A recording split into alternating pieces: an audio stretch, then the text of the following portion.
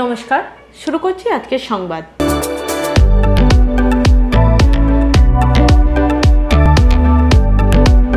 নৃত্য মন্দিরের আয়োজিত ৫৫ বার্ষিক সাংস্কৃতিক অনুষ্ঠান অনুষ্ঠিত হল সংস্কৃতি লোকমঞ্চে।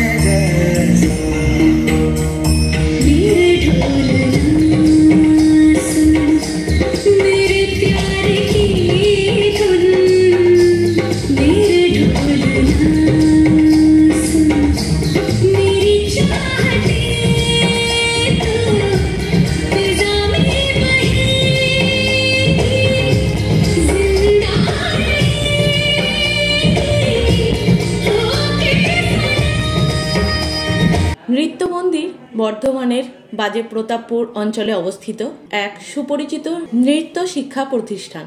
শাস্ত্রীয় ওড়িশি নৃত্যের পাশাপাশি সুরুচি সমৃদ্ধ সৃজনশীল নৃত্যের প্রশিক্ষিকা পৌলমী মুখার্জি এই প্রতিষ্ঠানের প্রধান ধারক ও বাহক। বর্তমানে তিনি নৃত্য মন্দিরে ওড়িশি, সৃজনশীল নৃত্য ও লোকনৃত্য প্রভৃতি বিভিন্ন নৃত্যকলায় নৃত্য পরিকল্পনা ও নৃত্য পরিবেশন করেন।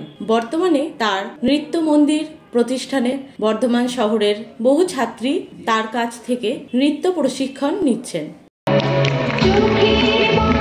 এর মতো এবছরও নৃত্য মন্দিরের উদ্যোগে যে বাৎসরিক নৃত্য অনুষ্ঠানের আয়োজন করা হয়েছে তার আমাদের সবার শ্রদ্ধেয় আমাদের সঞ্চালক কল্লোলদা রয়েছেন এবং এই সংস্থার নৃত্য অনুষ্ঠানের এই যে নৃত্য স্কুলের আমাদের মূল উদ্যোক্তা, যিনি যার পরিচালনায় এই নৃত্য অনুষ্ঠান তার স্কুল, সেই আমার পৌলমী মুখার্জি রয়েছেন। আমাদের সবার শ্রদ্ধেয় ফাল্গুনী মুখার্জি মহাশয়, পলাশদা আছেন, আমাদের স্বরাজ ঘোষ আছেন, আমার সম্মানীয় দুই দাদা রয়েছেন। প্রতি বছরই এই নৃত্য মন্দিরের উদ্যোগে প্রতি বছর এইরকম একটা অনুষ্ঠান সংস্কৃত লোকমঞ্চে অনুষ্ঠিত হয়।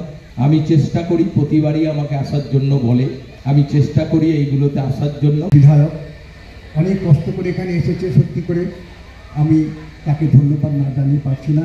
আপনারা দয়া করে খোকন দাসের জন্য একবার জোরে হাততালি দিন। উপবিষ্ট সমস্ত গুরুজনদেরকে শ্রদ্ধা। নৃত্য মন্দিরের এই অনুষ্ঠানে আমি প্রত্যেকবারই আসি। আজকে এখানে বসে আমার যেটা প্রথম সবথেকে বেশি মনে হয়েছে যে কঠোর নিয়মানুবর্তিতা এবং অনুশীলনের দ্বারা সময়কেও হারানো সম্ভব। পৌলমী আমার খুব ছোটোবেলাকার বন্ধু। কদিন আগে ওর একটা কোমরে চোট পেয়েছিল, দিয়ে কোনো একজন ডাক্তার বলেছিলেন যে আর নাচা যাবে না।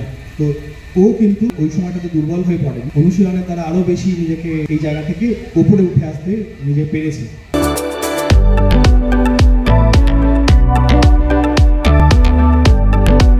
আজকের সংবাদ এই পর্যন্তই।